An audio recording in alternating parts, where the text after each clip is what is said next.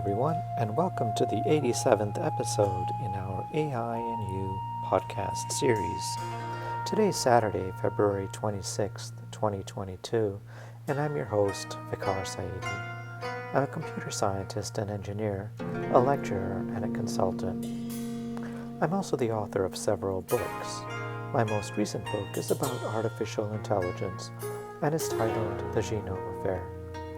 The Genome Affair is a speculative work. It examines what the world might be like if some of the more extraordinary capabilities forecast to be realized in AI over the next 20 to 30 years were actually realized today. Given the growing list of frightening existential threats humankind now faces, the book pays particular attention to the impact AI is expected to have on world affairs. The book is available in ebook format for those who prefer to read on a digital device, but it's also available in a high-quality paperback edition. The Genome Affair is available on Amazon, so I hope you'll take the time to read it and to leave a review. Amazon book reviews are very helpful for writers. I'm very interested in how science and technology influence world affairs and the big questions facing humankind. Studying at the confluence of the great disciplines of human history, political science and thought, international affairs, science and technology offers a deep understanding and pedagogically important lessons of how advances in human endeavor have influenced and impacted civilization. I'm available to give talks on artificial intelligence and its related technologies, and on the impact AI is expected to have, or is already having, on world affairs. If you'd like to get in touch with me to arrange a web-based event or consulting meeting with your company or organization, you can find my contact info in the podcast notes below. Please make sure to subscribe to my channel, like this video, and share it with others if you find the content valuable. Thank you. And now, on to today's podcast. In our last podcast, episode 86, I spoke about AI and thermonuclear fusion, the ultimate solution for climate change. In today's podcast, episode 87, I'll speak about Vladimir Putin's Russia and the invasion in the Ukraine. Let's get started.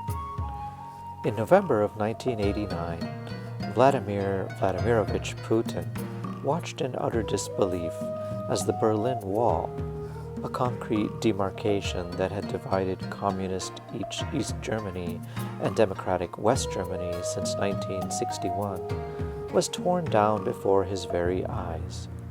As a low-level KGB agent with little authority, he tried desperately to contact his local superiors, as well as those in the Moscow headquarters of the Russian intelligence agency, but there was no answer.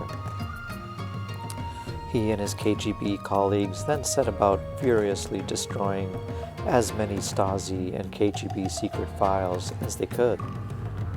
2 years later, in the wake of financial collapse and bankruptcy, resulting from a poor economy and ill-considered military misadventures, the 15 countries that comprised the Union of Soviet Socialist Republics, the Soviet Union, as well as the 8 member states of the Warsaw Pact defense alliance against NATO, disintegrated completely.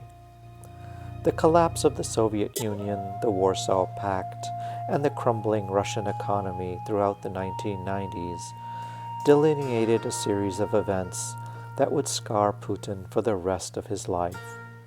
It underpinned a deep sense of personal humiliation, inferiority, and regret that he would never forget.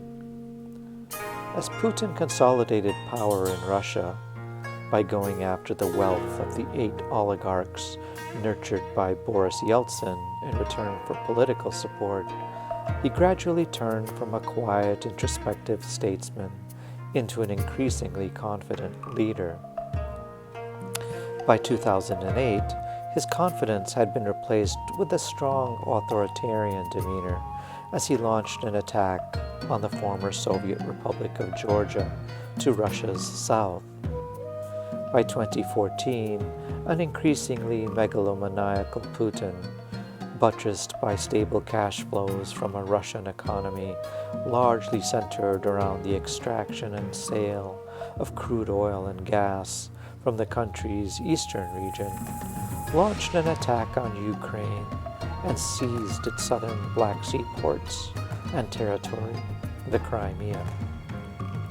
He also established a foothold along Ukraine's eastern border region with Russia, the Donbass, and its community of ethnic Russians.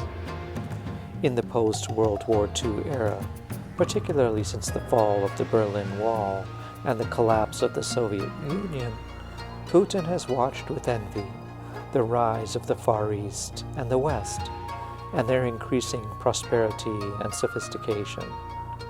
From China, Hong Kong, Japan, Singapore, South Korea, and Taiwan to Russia's east, and from Germany, the European Union, and the United States to its west, the achievements in medicine, science, technology, and industry have been staggering.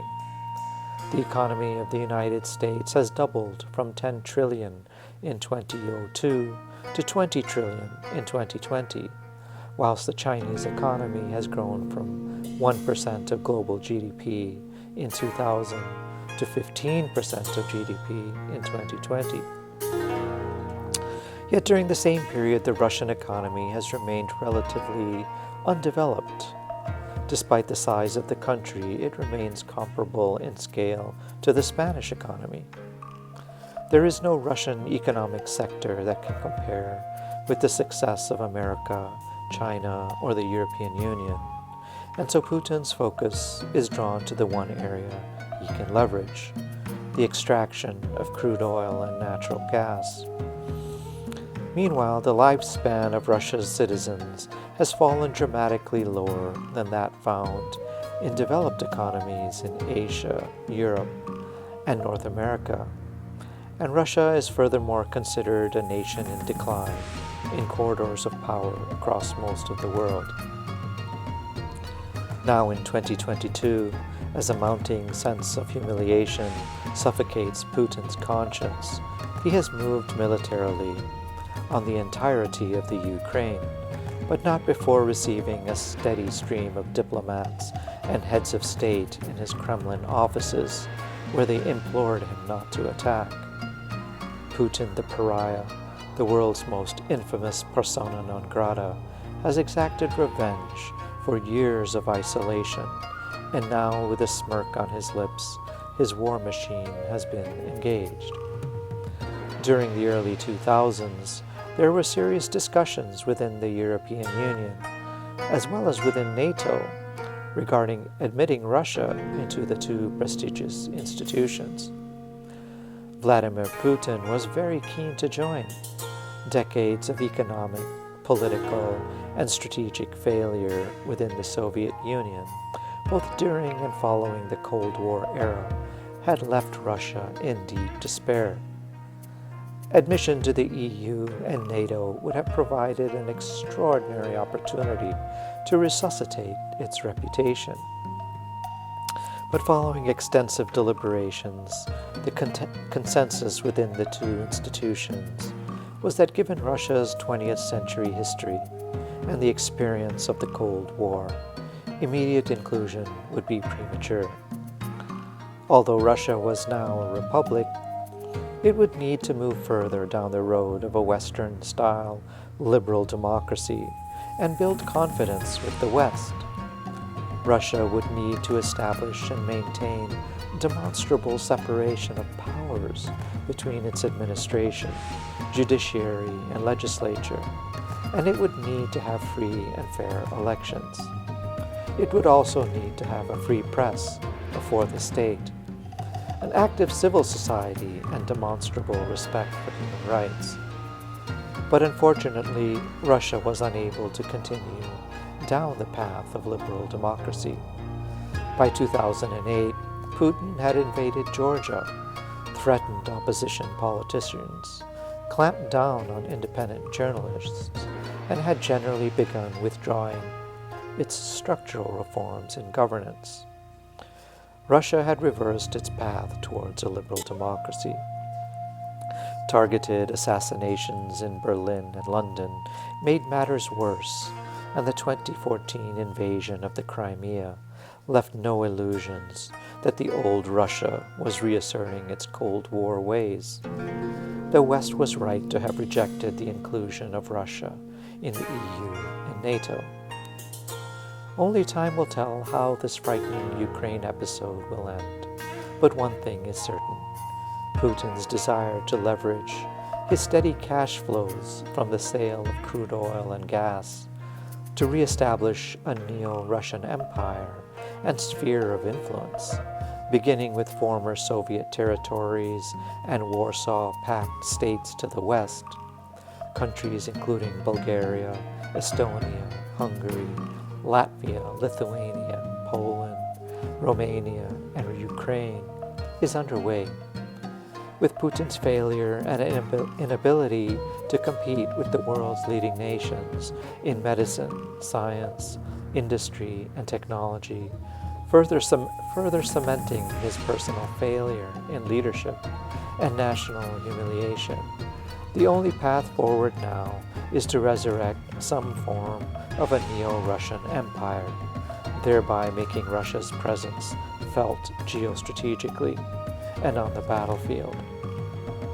With the latest weapons of war at hand, including those enabled by artificial intelligence, and a deep desire for vengeance in Putin's heart, the world faces a very dangerous moment. Thank you for spending some time with me. I'm trying to follow the TED Talk format, and so I'm keeping these podcasts under 20 minutes. Let me know what you think. I hope you will find these insights into artificial intelligence helpful, and I hope you will read my new book, The Genome Affair. It's on Amazon. Until next time, then, this has been the AI and You podcast with author Vicar Saidi.